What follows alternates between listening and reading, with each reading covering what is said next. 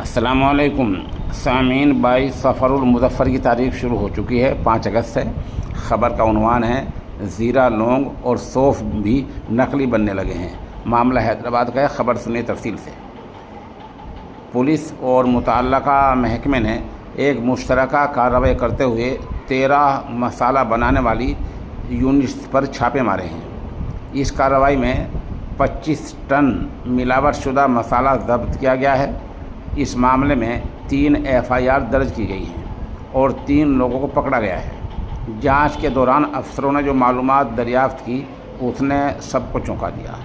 حکام کا کہنا ہے کہ کپڑوں کے رنگ، صنعتی کیمیکل، مصنوعی کھانے کے رنگ، پاؤڈر اور چاول کے چوکر کا تیل لوگوں کے کچن تک پہنچنے والے مصالحوں میں ملایا جا رہا تھا۔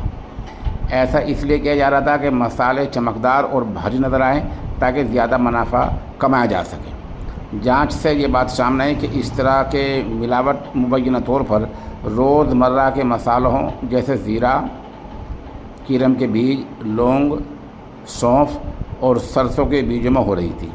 حکام کے مطابق خراب اور ناکارہ سرسوں کے اسٹاک میں کیمیکل ملا کر دوبارہ مارکیٹ میں بیچا جا رہا تھا۔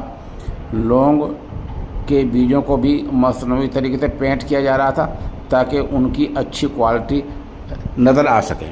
بہرحال یہ اچھی بات ہے، اگر اس طرح کے چھاپے مارے ہیں، معاملہ کھل گیا ہے۔